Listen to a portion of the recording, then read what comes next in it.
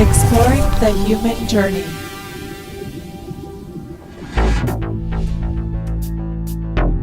I've been a healer for a long time. I've always been fascinated with the breath. I've always noticed that the relationship to the breath, it's like when someone is up against something, when they're up against change, something new, it always shows up in the breath. And so I've always noticed this tremendous relationship with the breath and then what an impact it has. It's like, for me, I would say that there's nothing that has such an impact on the quality of our lives, on the quality of our health, as our relationship to the breath. If we're living up in our heads, if we're worrying about something, if we're in the past, there's always a disconnection in the breath. And so I've always invited people to come back in. It's like the more time that we spend with the breath, the more amazing life gets. It's like the healing happens, opening happens, awakening happens because we're present. I call this event Conscious Breathing for Healing and Awakening. In this breath practice, we're bringing in extra breath, extra life force, flooding the body with life force. And this life force, it heals, it opens, it awakens. And so people release emotional content, people release their past, the physical healings. It's like any place of these places that were stuck or stagnant or buried, eventually it all opens up and new possibilities exist. We'll be on the ground for about an hour, lay down. We're just breathing. We're flooding the body with life force. The life force is intelligent, and so it always meets us exactly where we're at. It always gives us the experience, the session that would serve us the most at the time. It's like if we're sitting on a bunch of emotions, maybe some emotions come up. It's like, maybe it's time to tap into more bliss and joy and open up these new possibilities of life and living. And so I always remind everyone it's always such a different experience because we're never the same. The thing that I've learned the most is to keep going, to let it keep showing us, to let it show us what's really possible.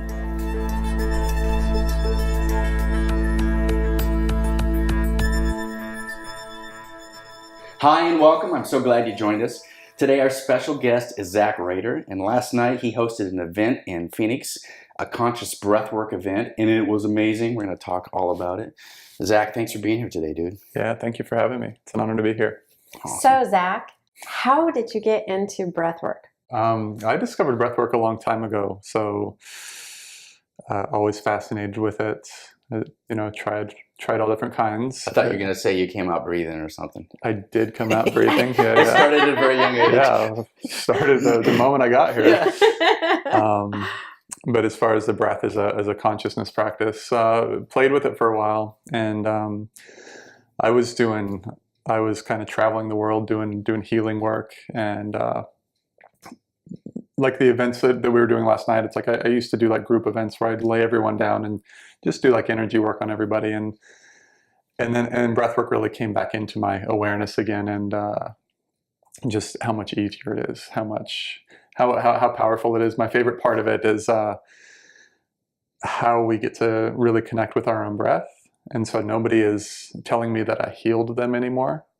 It's like nobody's telling me that I did something for them anymore, because that's never the case. But it's like, no, it's so empowering. It's like we're connecting to this life force that we are. Yeah. And so that's one of my favorite pieces of it. It's like you're giving people their personal power because they're part of the healing process. Totally. Or they're part of the experience, rather than I rubbed my hands in the air and did something magical, and you're like, oh, now I'm dependent on this person.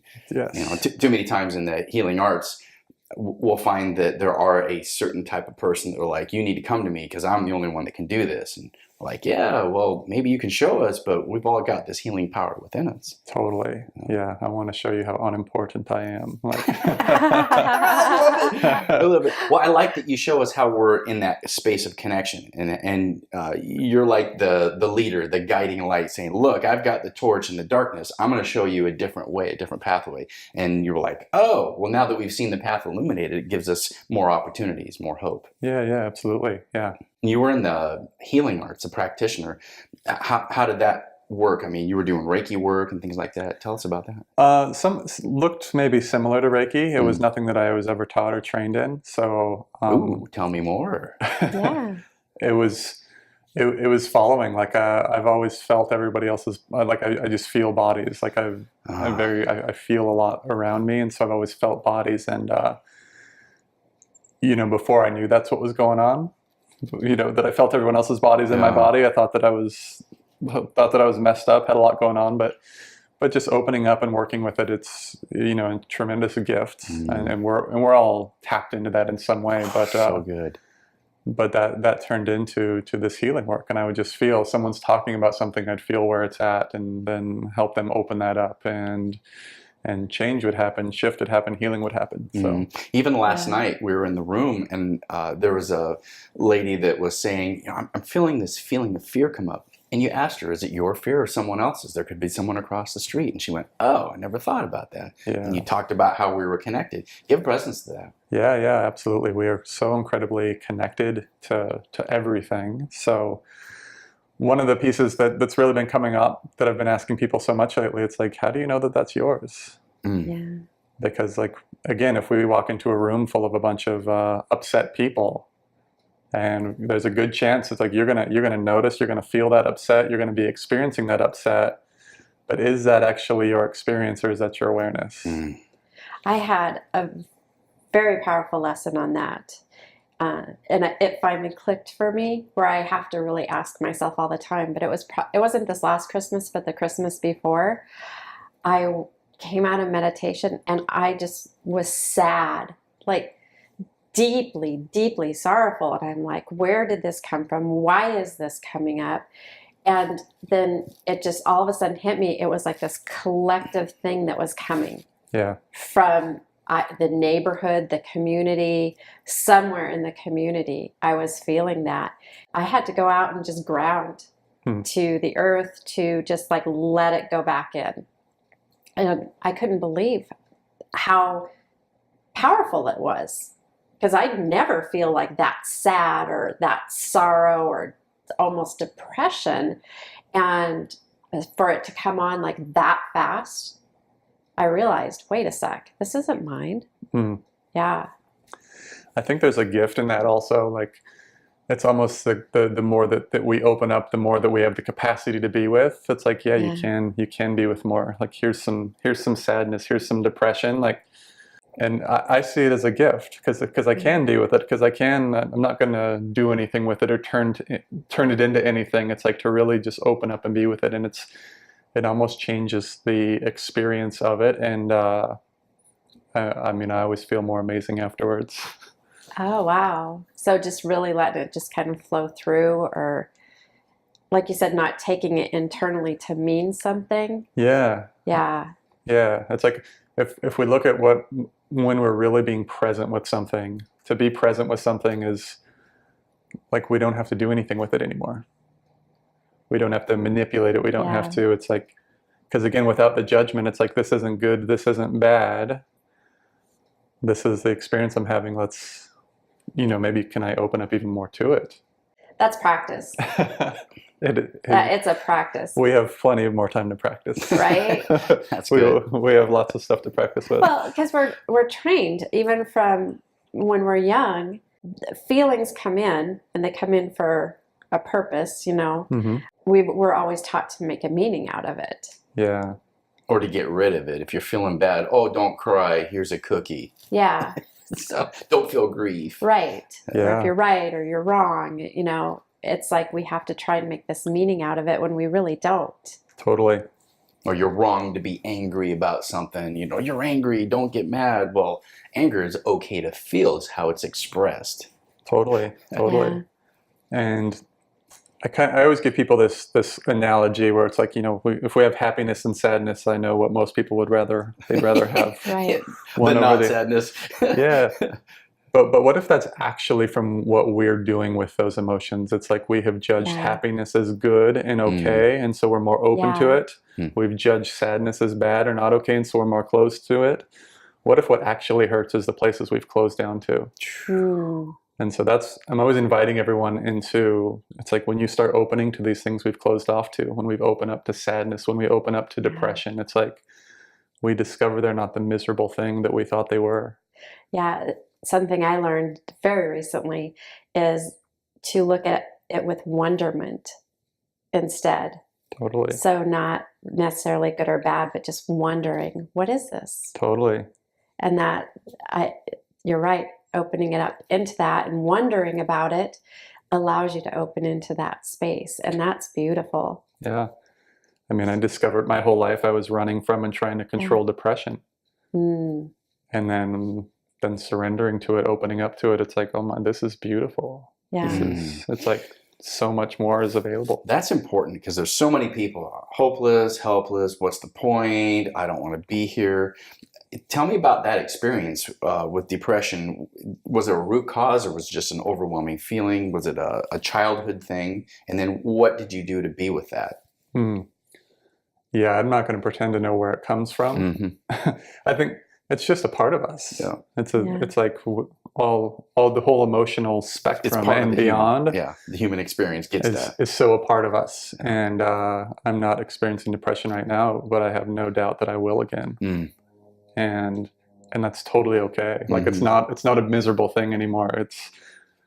I see how something that maybe I used to turn into 6 months of a funk because I'd be fighting against it or trying to control it or trying to distract myself from it is maybe now an afternoon of like just, okay, this is how I'm feeling today. Yeah. Did you experience some doctor giving a medication or anything like that? Did you have that journey? I was never medicated or anything. I guess, pretty functional at it. Like I didn't even realize how depressed I was until I woke up from it. It was just, I was just so used to toughing through every day and pushing through and driving through every day. So what kind of work were you doing at the time? Oh, I was doing all kinds of things. I was racing bikes and I had an art company and always doing lots of things. Always keeping myself distracted. So from waking up till going to bed, I was always working on something. And that was one of the ways that I managed depression. What was your narrative growing up? Did you have a family that gave you a specific belief system? I asked this because I had that in my life where I was given a specific belief system. And I was told, this is the only way, this is the belief system, this is it. And then I was never allowed to experience other things. I guess that's part of the impetus of exploring the human journey. Did you have a system or a narrative you were given? Well, I wasn't allowed. My mom grew up in a strict fundamentalist kind of household. Oh, good. Now we can talk. And so we weren't allowed. We weren't allowed near a church or anything like that when I was a kid. You weren't allowed near a church? Yeah. Oh, tell me about that. Yeah, like I couldn't go with friends. My mom would be like, "No, you're not." So she was anti-church? Yeah. Because she grew up in such a fundamentalist, and she went out of that, right? Yeah, just so then like corruption in church, and just like got to see some of the stuff behind the scenes, and didn't want to. So she got pushed hard to one side, and then she's pushing back hard to the other side. Yeah.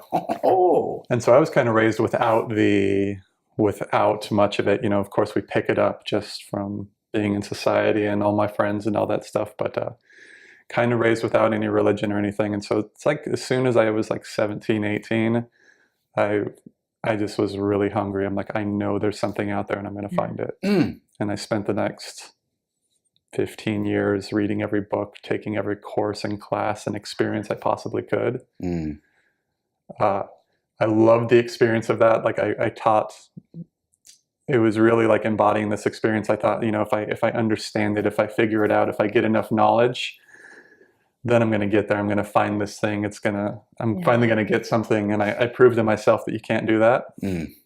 And I loved that I had that experience because when things really started to open up, it was really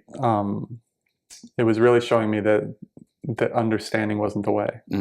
What's really happening, who we really are is beyond what the mind can understand or comprehend. And so I'm like, well, if I was going to figure it out, I hit it really hard on trying to understand it. Yeah. And I understood everything, but my life didn't look any different. And so one of the things, especially that my healing work taught me too, it's like, wow, the less that I understand, the more amazing my sessions get to be, the more amazing the experience. It's like, I don't understand how any of this works, but wow, I get to see miracles every day. Oh, it's so good. Love it. Yeah. That's so good. And at that point, let us give presence to the experience of being in the workshop last night, the conscious breathwork event. And that's something that's new to me. I've had another experience a year or so ago, and last night was a completely unique experience for me. And as I began to breathe and breathe and breathe and breathe and breathe and breathe, and it's a quick, rapid breath, intake, outtake. And I love the way you give presence. You bring the breath in and just let it fall out, and bring a breath in and let it fall out. And it's a rapid, and I'm bringing on more oxygen, more life force. And pretty soon my body gets tingly and I get overcome with gripping fear. I'm like, what is this? This fear of like suffocating or something, which is odd because I'm breathing. But and I just had this gripping fear, and my body's like kind of tingly. And I was like, what is this? What is the fear? And give presence to that. From your experience, what is happening in my body? Yeah, well, that's a beautiful. It's almost like, again, when we're doing that practice, like anything that comes up it's like it's coming up to be healed. So in an experience, we're like, hey, come to this session. It's going to be really scary. Nobody'd come. No, but it's such an honor. It's like to have a session, and again, like each one is so differently, but to have a session where fear came up, it's like because fear is being healed. Oh, and it's like, wow. Because if you look at it, it's like how we have managed, some of these emotions and these things that we didn't want to look at, is we control them, we bury them, we stuff them. And so when we're opening everything back up and everything is moving again, it's totally normal to re-experience some of these things, but it's from a much more open space. Again, it's like I'm having this fear, but you're not shutting down to it. And I love that. It's like what we learn in that practice and how you bring it into everything. Because then we're out in our lives. It's like things are not going my way today. Yeah. But I don't have to shut down to it. I can open up. I'm going to tap into my breath, make sure that I'm like here for what's actually going on. And it's healing. It's like you're lighter from it. You're not carrying around like whatever. It was probably old stuff. Definitely old stuff. In fact, that's an energy that I'm really being present to get rid of fear, whether it's the old religious paradigm I was given of not being good enough, or the concern for heaven and hell when we die, and getting rid of that paradigm, or the relationship paradigm that we're in of, just being safe and secure with my partner, and, whatever those issues are. Well, and it's interesting because you said fear from suffocating. And I remember some intense times that we were going through where you were actually talking about, I feel like I'm suffocating right now. Yeah. Right? Yeah. So for that to come up and come out, I think... Isn't that interesting? It's so cool. Yeah. What he's saying. Right? Yeah. Okay. Isn't that interesting? So Dave and Gail are stripping down all sorts of paradigms. And one of the paradigm of relationship was having been together for over 30 years and never being with another partner. Well, what would that be like? So as we went into the space of having an open relationship, when Gail was with another partner, I was like, I feel like I'm suffocating. So that is interesting how that fear, it was the same feeling I had last night, that same suffocating fear. Yeah. So it was coming up to be healed. Isn't that interesting? Well, there you go. There's some validation, right? I've actually had people, they're breathing and they're like, they call me over. They're like, I can't breathe. I'm like, trust me, you can breathe right now. But it's almost like several people who have gone through drowning experiences, like trauma, and they're almost that comes around again, and it's the opportunity again to heal that incredible traumatic experience of drowning, and then they bring it up, they go through it, and then it's like we're free. We're lighter afterwards ever since. Yeah. After that experience, I observed that I had stopped breathing for a little period of time, or lightly breathed, and then I was like, oh, I'm not breathing anymore. So then I started breathing it again. I think you may have come over at that point and said, keep going, keep pushing through it. And then I went into kind of this ethereal cosmic space. And I saw just a big white ball, and it was just like this moving energy like that. And it was kind of like a psychedelic experience. And, we've had experiences with ayahuasca and the releasing of, or, getting DMT from that, and it had a kinship to that. And I didn't necessarily hear any messages or anything, but I just had this feeling of peace, and everything was okay. And it was just, you're okay. You're just having an experience, and so it was really cool. It was cosmic. Yeah. We should write that on our hands as human beings. You're okay. You're just having an experience. Right. Wow. It's a nice. mantra that we all need to have. You're okay. You're just Totally. having an experience. Just relax. Just breathe. Yeah. Yeah. Even in scuba diving, we're taught that if something happens, if we get stuck on something, there's something around your foot, and the first thing you do is you breathe. You stop what you're doing. You breathe, and then you think. And so that applies to a lot of areas in life. Yeah, absolutely. Yeah. So for me, I would go into the breathing, and the first time I got into a space, and it's like, oh, I know where I'm at. I just rocketed off, and I went straight into my meditation space. Yeah. And She's a prolific meditator. She'll meditate a long time every day. so it was it was like easy. Oh, this is an easy roadmap. I know where I'm going. But then you'd come back and you're like, no, breathe more, breathe more. So why the continual breathing? To keep it going. So, absolutely, we can get into some incredible space, and it's like, wow, this is incredible. I love it. But there's also, like, each session has a potential or a possibility. Uh-huh. And so, again, you went deeper, right? I did. And it Yeah. actually started moving a lot of energy that was in my solar plexus Yeah. that needed to move, and is still working on moving today. But at least it finally shifted to get it to start to move out. Yeah. And so it's almost like safe, comfortable place. Oh, Uh-huh. I'm used to hanging out here. This is comfortable. Okay, what's beneath that? Yeah. And so Wow. when I'm working with people, it can kind of feel like in their session, it's like if there's more room there for some kind of like, everyone is kind of having their own, everyone's definitely having their own unique experience. And Right. and then I'm always just checking in. It's like, is this, no, they need to keep going because there's actually like a bigger experience for them underneath this. Wow. So you really fine-tuned your intuitiveness into just being able to see that for each person. Yeah. I love that. To facilitate that for everybody, that's awesome. It's amazing. Yeah.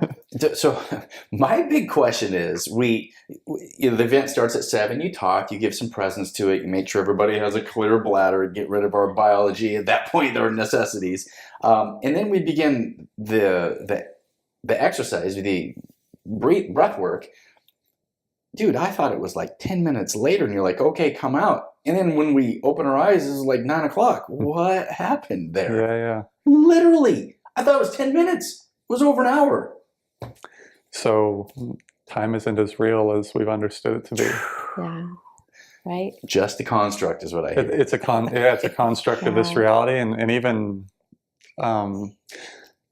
I've experienced it's like the less that we're identified with it, the less we need to understand it or whatever. Like time, even just waking days, everything else we're doing, just there's no rhyme or reason to it anymore. Yeah.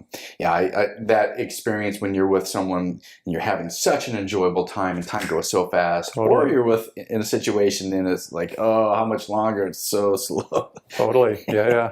It's so fun. Yeah, I have this theory about when kids, like, time takes so long because they're always looking forward to things. Yeah. But then you hear adults are like, it just keeps going fast. Time keeps speeding up. It keeps speeding up. And it's almost like adults have more things that they're avoiding. Oh. And so we're looking forward to it. I know. It's my theory. It's like I can't wait for Christmas time. And it's like, it takes forever to get Christmas. And it's like, oh my God, I got to pay the mortgage again.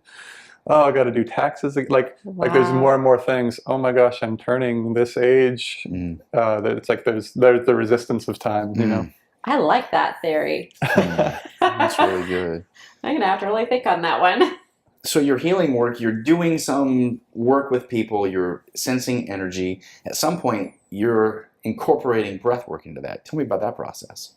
I had done a lot of breath work, and then I found a man that I just knew that I was meant to. I was like, hey, I'm pretty much said like, hey, I'm supposed to study with you. Yeah, your mentor. Yeah, I mentored, apprenticed with a man named Christian De La Huerta, and it's been off from there. Yeah, he's incredible. He's been doing it for 25, 30 years. And just an amazing human being. Was he located in a certain spot, or did he move around? He travels all over the place. Did you travel with him, or just did you communicate to him directly? Yeah, I traveled with him, did some went to some of his events and did some events together in Denver and stuff like that. So, yeah. So then you found something that gave a new version of your work, or another tool. Yeah, I would say it's another tool. Yeah. And I think that as far as I've always been super connected to the breath. Again, in my healing work, when I'd be working with someone, you just ask someone a challenging question and watch what they do with their breath. They stop, they hold their breath, and so I am always, in everything that I do, I'm the guy that tells everyone to breathe, and so. Whether it's an online class or anything, it's like I can just feel like if we're in a group and everyone's breathing, it's like the energy is moving, the healing's happening. It's like things are coming back into alignment. As soon as I feel the energy like stop, it's almost like, oh, you can look around. There's a good amount of people holding their breath. Because we're on the edge of. It's like. When we get to that edge of our box, of our understanding, it's like when there's some new possibility or opening there, it's like tendency is to shut down, to hold the breath, to stay away from it. And it's like the more that we become aware of that tendency, again, it's just the mind or the ego, and the mind or the ego has given itself the job of keeping us safe. And so safety is that everything stays the same. Oh, it's so good. Because to step outside of this box, it might be amazing, but it also might hurt. And so since we don't have a guarantee, let's stay away from it. And so our mind is always doing that. So there's usually a worst case scenario on why not to take that step, on why not to let go of our job, on why not to go talk to this person, why not to ask for something that you want or whatever, because it's like that's going to create change, and we have no guarantee on what that change is going to be. Dude, that is awesome. That is really good. I've never thought about it in that way. That is great, because the fear of, well, what might happen? Oh, this could happen. I get wrapped into that thing all the time. I'm like, but then if she's with him, and what if I'm alone and abandoned, and you get stuck in the loop. Yeah. And none of those are realities. They're just a loop that your mind, your ego mind, is creating. Yeah, and it's just to protect you from something that you don't know what's going to happen. Yeah.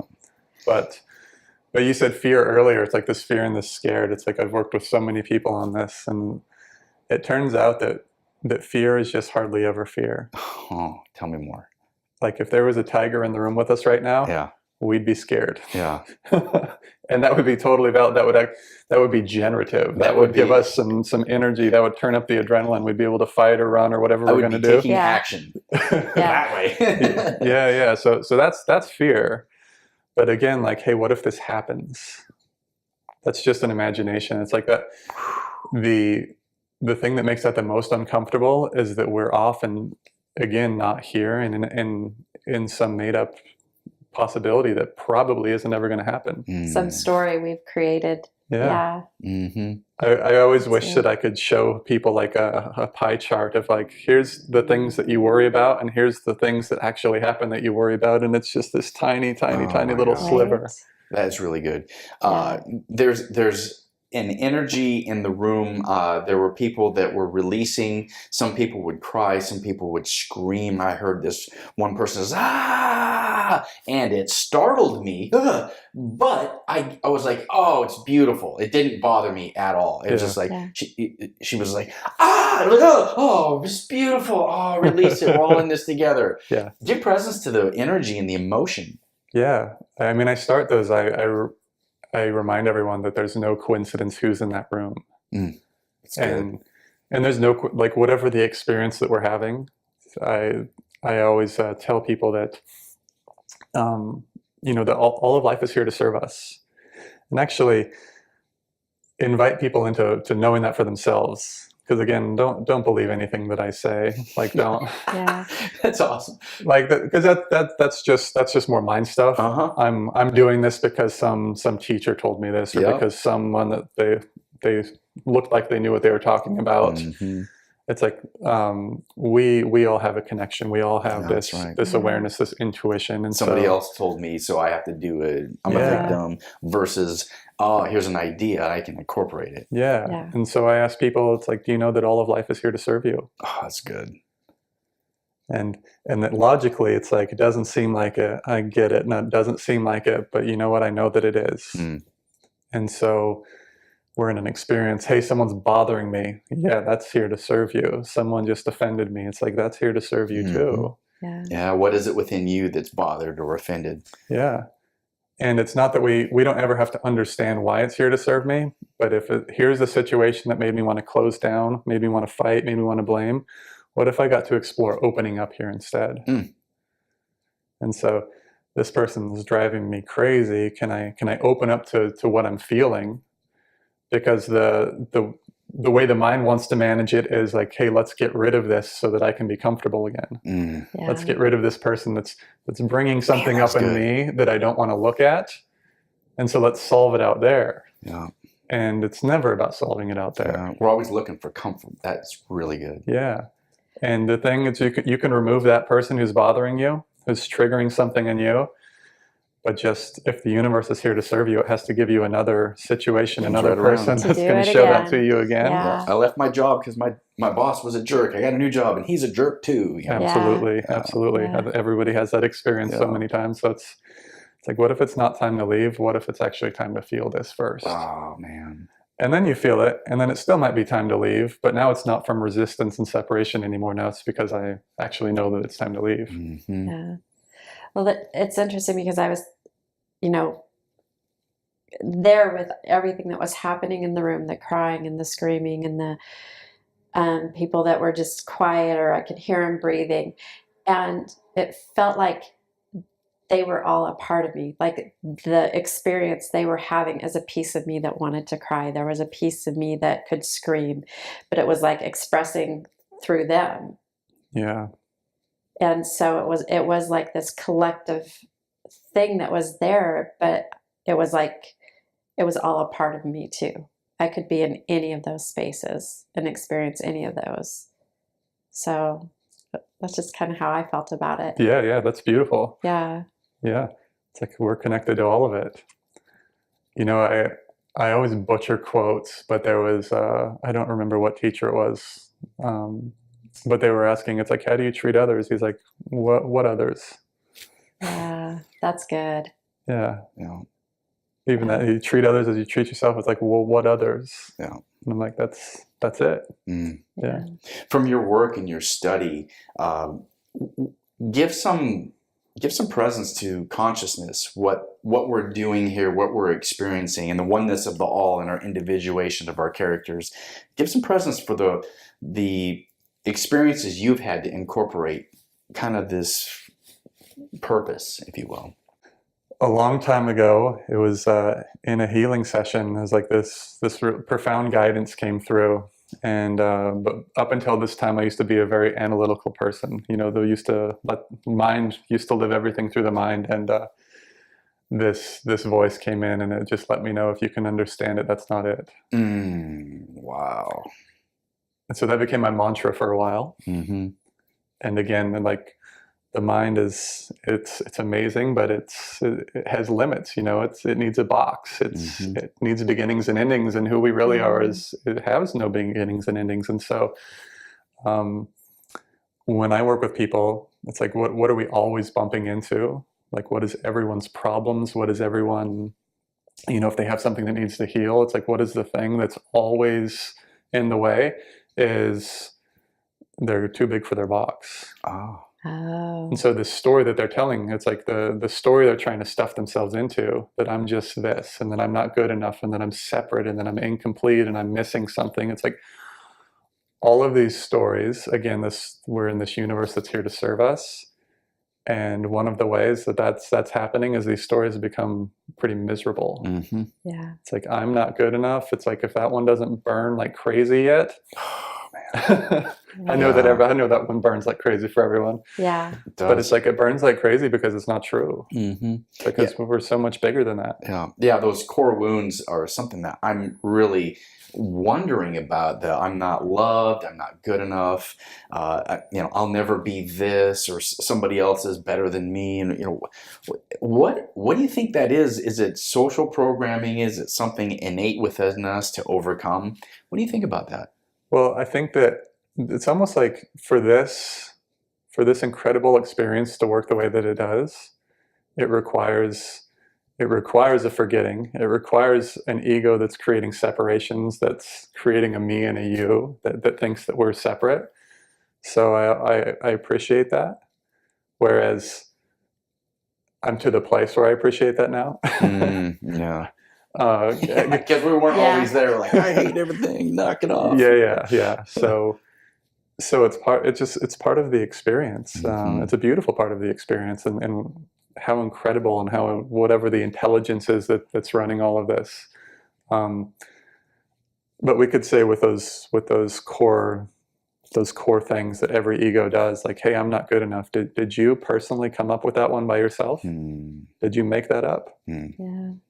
So is that actually yours? That's good. I love how yoga teacher training has given me the idea that I'm not my thoughts. I'm the observer of my thoughts. Boom! As soon as I heard that, I was like, oh, that's a game changer. So now I can just allow that thought to be there and just simply look at it. Totally. Rather than saying, oh, I'm afraid, or I am the whatever. Yeah. If you were in control of your thoughts, you would only think the thoughts you want to think. Oh, that's good. That's good. And so, and then if we look at when people are struggling, it's like when life is so overwhelming, it's because we're identified as the thoughts, because we're living life through thought and through thought only. And so when we watch someone that's living in thought only, there's a disconnection in the breath. They're not really aware of their body. So my two favorite things that I share with everyone is to breathe and relax. Yeah. Practice breathing, practice relaxing. You get good at those and everything opens up. And those are so powerful because you can only breathe right now. You can't take a breath tomorrow. You can only relax right now. You can't relax yesterday. And so they bring us, we drop even more and more into presence the more that we explore breath and relax, meditation. Yeah. And everything opens up. Yeah. No, you really gave presence to the now. You said, this is it. This is all that is happening right now. Everything that happened earlier today and everything that's going to happen tomorrow, isn't that here? It's not happening. This is happening now. Yeah. I was like, I love that presence. Boom. Yeah. Connecting. And so thank God that God lets us know when we're not here. When we're off in thought, when we're living, it's like we're in something else, and it's like, no, wait, why aren't we here? What's happening right now? Yeah. That's so good. You do a lot of Sedona retreats, and then you do things in other cities. Talk about the weekend workshops that you provide, or the multiple day workshops. Yeah. I love being live with people. It's just this amazing opportunity to come together and see what happens. It's like, again, an amazing group of beings shows up. Like, let's see where we get to go. And so, when we like retreats, we do breath sessions are definitely a part of that, and then also so much more as well. I never have any idea what they're going to be. They're all guided. I just show up, and then a bunch of usually amazing stuff comes out, and things that I've never heard of before or seen before. Wow, man! So you're connecting, then you're finding that flow. Yeah. It's so much easier that way. Yeah. If I was I couldn't do them if I tried to plan them. Like that's never been my nature. So if I planned too much other than like book the room, then nothing would ever happen. Now you're an amazing connector. You connect with people in different places and different cities. Talk about how people come into your life at a certain time, and then it's like an ocean wave, and then you ride that and you have these experiences, and then that matriculates and you move into another experience. Talk about the journey that you've been on. Yeah. Again, that's something so much bigger that's setting it all up. That's setting up the appointments, that's setting up the meetings, the the collaborations, just yeah, we just go with it. Because it gives you a Yeah. level of excitement. You're like, I wonder what's going to happen next. Absolutely. Rather than, I got it planned and I know down to the minute detail. You're just like, let's see it unfold. There's a lot of freedom there. Yeah, absolutely. And the thing too is, like now I have no idea. Like I don't pretend to understand why I'm doing anything anymore. That's awesome. It's just like, I knew to be here today, Yeah. and so I came here today. I didn't like. That's it. Like, let's see. Yeah. You know, this might be the worst interview ever. It might be. It might be. And that would be the thing that would serve all of us the most. Yeah. And so I've got to work with, you know, with a lot of people who are big on stage and Yeah. going up in front of a lot of people. And you know, one of the things that often helps so much is like, hey, would you be willing to totally bomb this show or this speech that you're doing? Would you totally be willing to just give the worst one that you've ever given before? And it's like when we're open to that, like, absolutely, that's a possibility. Nobody ever wants to bomb a show or bomb an interview, but people do. And so this might be the one that I bomb. You're like living in that freedom to give yourself that experience. Totally. It's like, what if that would serve me the most? Yeah. And then you get to be open and free, and it's like, it doesn't. I'm willing to do well, willing to bomb, and like, let's see. Yeah. Let's see what happens. Stripping away the expectation of I've got to be perfect, and living in that space of if that happened, it would happen. Yeah. There's something about thought and the thinking mind and the ego that is different than the creative mind and the images. And Dr. Sarah Larson was talking about, what would I be like if I didn't have this as my thought and I allowed another thought? What would I be like if this thing that I'm like so afraid of, or you know, this, or the suffering of I desire something, or I have a fear of something. What if I allowed a different thought to be there? What would that feel like? And I've really been tuning into, how does my body feel about that? I know you've been working through that. Yeah. And that's something you're giving presence in that breath work. Talk about that feeling, that sensation in the body with that emotional connection.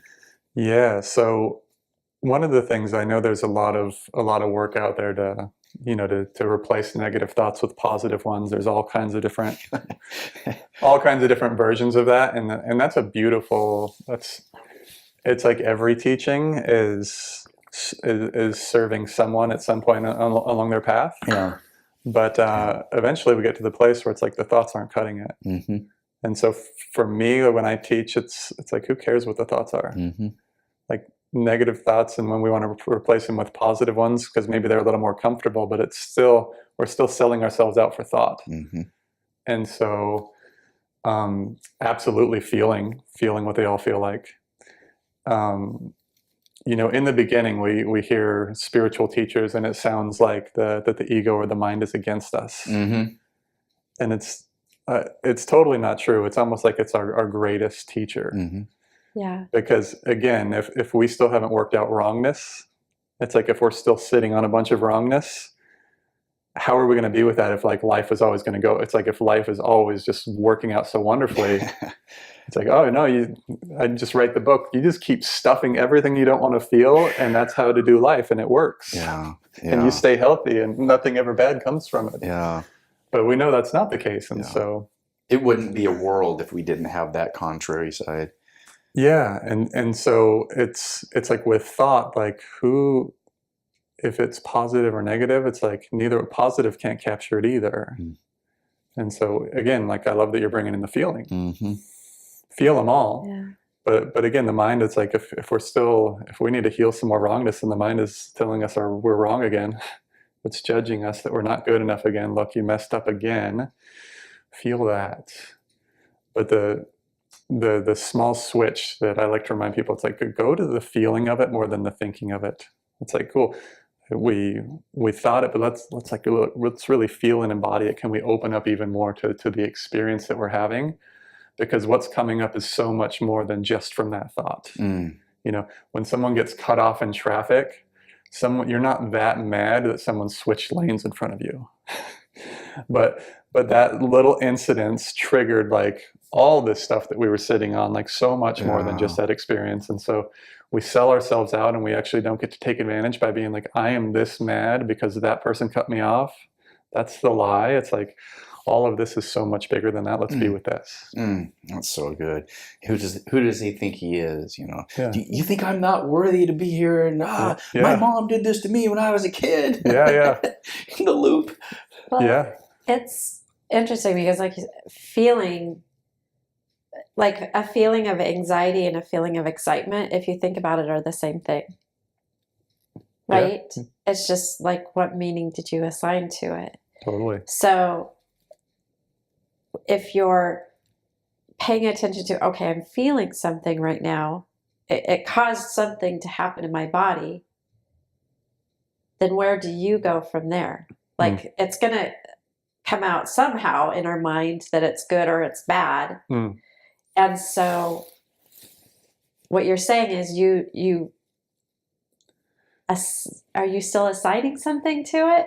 So the more that you give your awareness, your attention to feeling, it's almost like the dominance of the mind diminishes.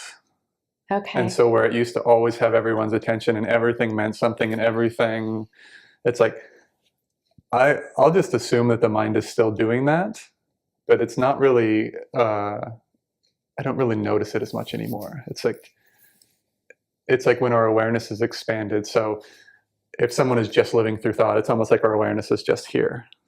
It's like, and the whole world is all experienced through here. We start expanding our awareness, and we're bringing in this breath awareness into what we're doing right now. We're feeling our entire body, and then obviously awareness keeps going on and on from that. But it's like, if we're aware of our entire body, it's like now awareness is so expanded. Now thought is just another piece of so much more going on. And so I've often said, it's like, you know, what if the mind, again, in expanded awareness, it's like the mind can be like the wall behind us. It's amazing. It's wonderful. We can use it. It's keeping the roof, you know, it's useful, but it's also not bothering me. Okay. And so it's there, I can use it. And again, the mind is incredible. It's an incredible tool. I love using it. I'm like, my favorite, it gets the jokes. So the mind gets the jokes. That's one of my favorite parts of being here. Yeah, that's good. But it's not running the show anymore.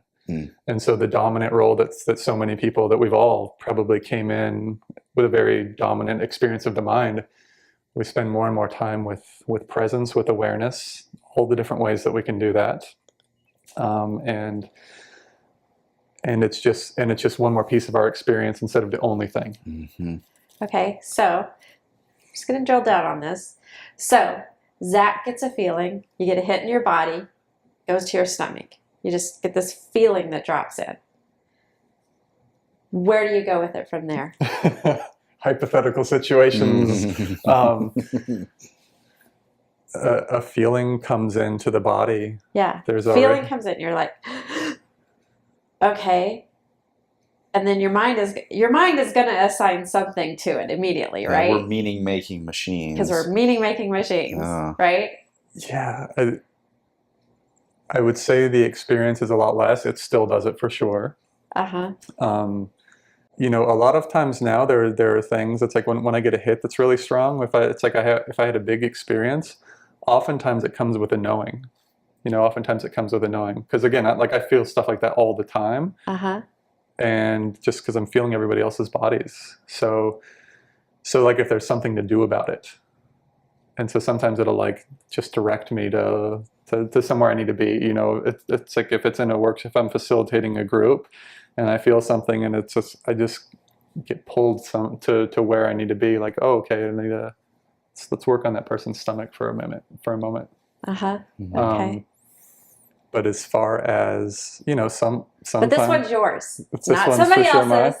Sometimes like I just ate a little too much, or I don't know. It's going to blame it on the jalapenos. Yeah. It's hard for me to do hypotheticals. I guess what I'm trying to get down to, like just as a practical thing for our viewers, Okay. is like when you really drop into something, something comes into your body, you feel it, you can really feel it, and automatically your mind is going to start assigning a meaning to it. Yeah, like having a gripping, suffocating fear. Yeah. Okay. Okay, there you go. Great. Beautiful. So we experience like a big fear all of a sudden. First, I like to give people questions to kind of like check in with our awareness or our intuition. Is there anything to do about this right now? Okay. So, because again, it's the mind is like, oh my gosh, this means something. We have to figure out what it means, and it starts freaking out and freaking out. It's like a simple question, like, is there anything to do with this right now? No. And that it's like honoring it. If that's the truth in the moment, then there's a relief there. It opens up. Maybe it's like, yeah, there is something to do. It's time to get out of here. And that happens as well. So I like those questions. Like I gave the question last night that I always give to people, like after breath work, like stuff is still very much moving and shifting. And I tell everyone that we have these minds that want to make everything mean something. Yeah. And they don't care if it's true or not. It just isn't comfortable until it has a story for something. And most of those stories are usually not true. Right. But again, like we open things up, things are very much moving. And so thoughts, feelings, and emotions are still moving. And so 2 days later, you could have something coming up and the mind is like, oh my gosh, I know what that is. That's anger. That feels just like anger. That's what I understand anger to be. And then it figures out why, and it just blames it on something. And I'm mad. And so it must be because that's what it is. And it's like that creates comfort for the mind. But now we're just off in this story of misunderstanding of what this experience is that we're having. And so I always give people that question, what if this doesn't mean what I think it means? Yeah. And it's this opportunity to set aside that dominance of the mind and like tap into our truth, to our knowing. And, sometimes it takes us through steps, It's like, okay, cool. Okay, there is something. And now I'm having this, now I'm getting something else, and it's leading us someplace. So as far as that, like going back to the stomach experience, like, hey, is there anything to do with this right now?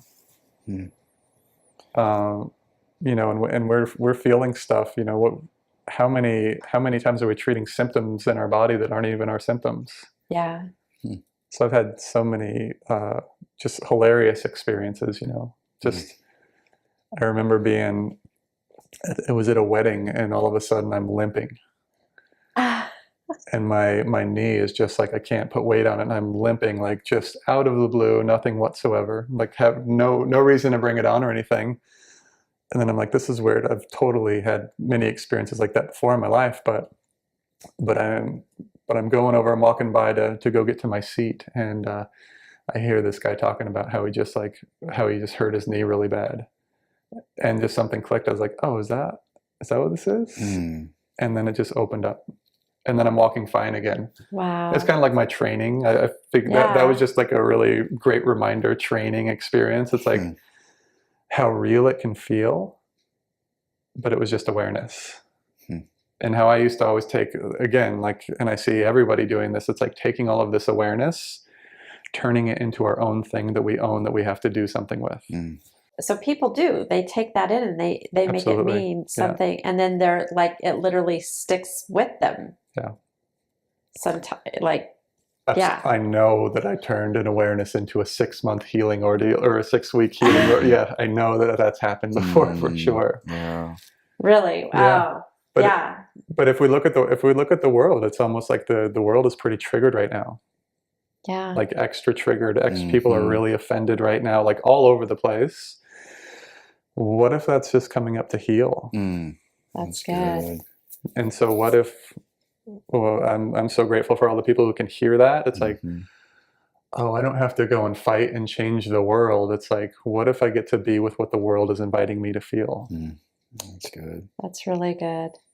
Because I think we've proven that we don't stop war by killing more people, by warring more. It's like, no, let's actually be with, let's look at war. Yeah. And feel that, and be with everything that brings up, that brings up in my experience that I haven't wanted to feel or look at or be with.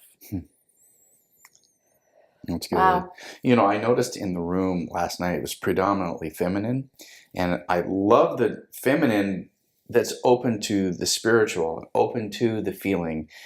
And then I'm keenly aware that there's sometimes the masculine can get stuck in that ego of, you know, I'm tough and I don't need to feel my emotions. What inroads are you making or creating or giving opportunities for the masculine to be in that space where we as dudes can be open to that feel? Yeah, that's a great question, because it definitely is in every spiritual anything. It's usually pretty dominant. There's a lot more feminine than masculine.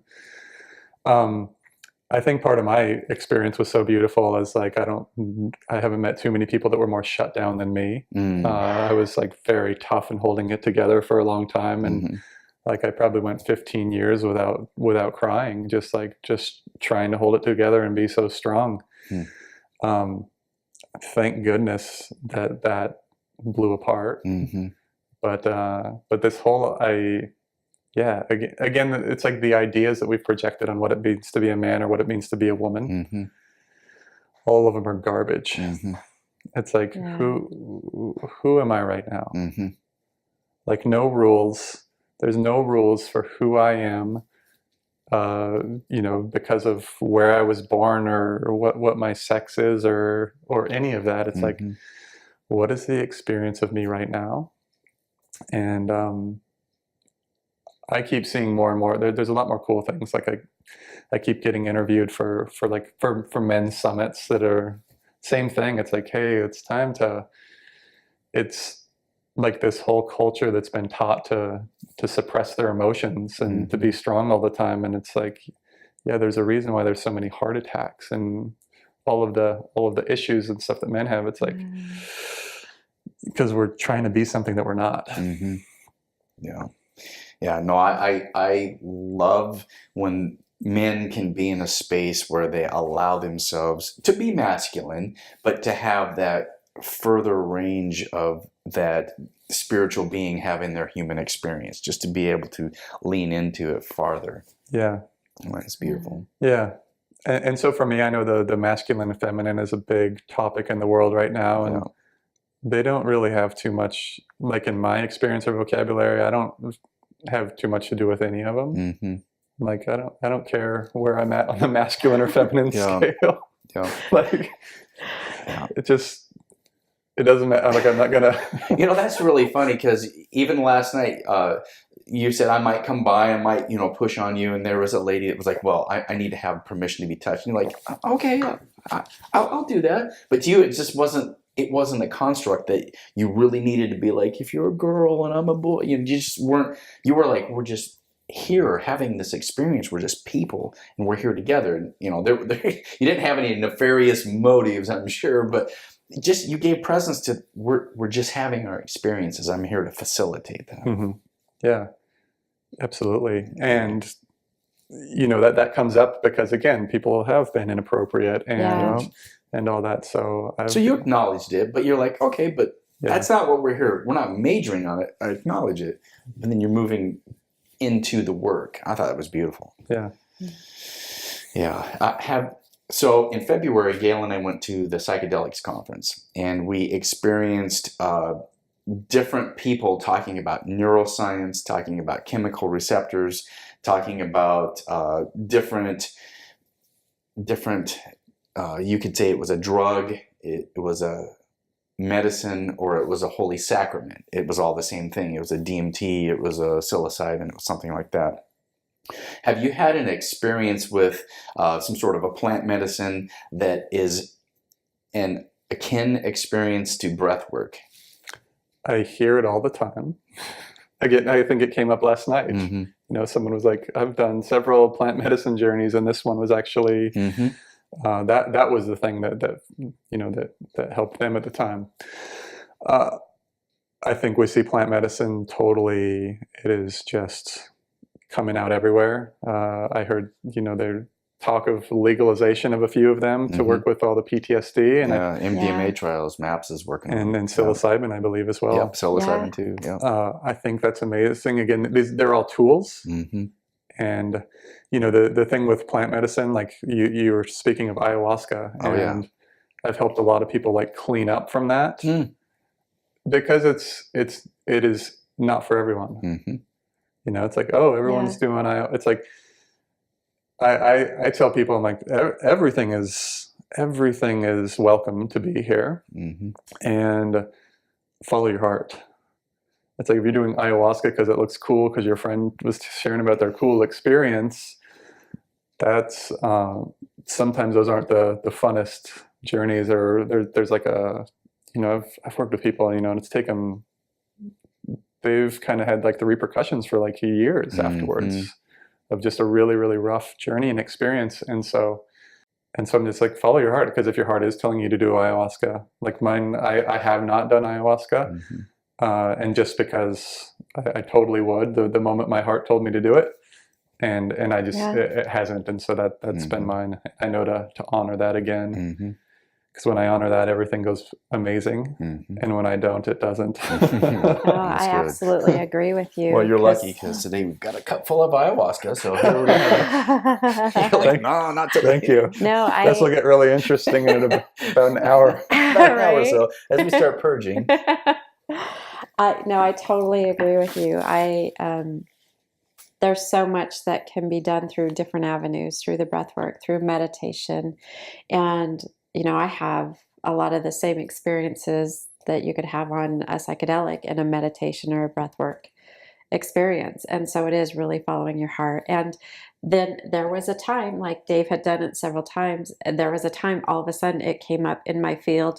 I could see myself in ceremony. I could see it. And then I knew, oh, okay, now is the time. Yeah. And so I did do it. And yet last night in the breathwork experience, I was getting the visuals, I was getting the images, and especially towards the end, probably right as we were ending, I started getting the visuals of different symbols, and things were starting to come up that were Egyptian hieroglyphic stuff that I was starting to see. Yeah, she's in the car afterwards. She's writing them on a piece of paper. Oh, I got to write that. I got to sketch that image out. You know, because I know that that's there for a purpose. It came up for a purpose. I don't know what it was. I don't know why those symbols that are images that came up, but I know that that's the soul part of me, because the soul part of me like really functions in that image, that right brain side of me. So somewhere that's going to come up and it's going to mean something to me. So same thing. Yeah, and that's so beautiful. And it's like always, it's like, you know, when it's time to do something, and then a lot of times it's like our heart's always leading us into more too. It's like our heart's always leading us into more of us. And so all the time we were talking about fear or discomfort. It's like, I don't know if I want to do this. It's like, it's going to change your life. Yeah. And you don't know how it's going to change, but I know to do this. Right. And that is just that's the journey. Yeah. It's listening to that. Totally. It's that alternate state of consciousness that you can be in, whether it's meditation, breath work, or some sort of plant medicine.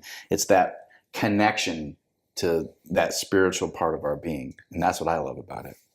Those are all tools. Yeah. Those are all tools to open that up. But what we're really opening up is your truth, who you really are. Oh, I love it. And so again, I spoke to it last night. You know, as far as people like spending more time with the breath. You know, and I've invited people to do this. And, you know, some people I just made a simple meditation of spending either 10 or 20 minutes just aware of every breath for 10 minutes. And a lot of people reported back, you know, 30 seconds and I'm off in a thought, and then I come back and realize that I just lost my connection to the breath. And so we start spending more time just with the breath as a beautiful practice, and in doing so we're spending more time present, and you're opening up those states. It's like it's living meditation. So closed eyes, sitting in the quiet with no one bothering us, that's a great like place to start. But then like walking meditation, grocery shopping, and Whole Foods, when someone bumps into you, like that's where it's really fun. It's like living in that presence. Absolutely. Give presence to your website, give presence to how people connect with you, and find a calendar when you're going to be in their town and have an event. Yeah, so my website is zachrehder.com, and everything is usually up there. Mm-hmm. Yeah. And is there something that you want people to have? Is there a mailing list? Is there a way to keep connected with what you're working on? Yeah, they can sign up. There's a link for some free few gifts on there, and then I always do like about every couple weeks, like 2 weeks, I do a donation series called the Harmony Series. So you can do it for free, and those are always we just pick a topic and dive in and see what happens. They're always really powerful. And then live events and retreats and anything else. Still, at the moment, I'm still doing private phone sessions, but I don't know how much longer that's going to be going on for.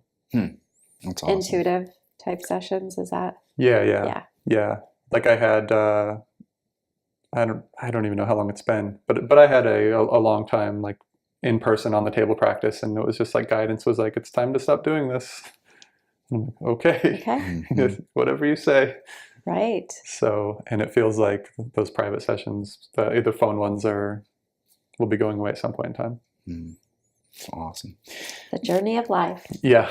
It is. Letting go of things that you like to do.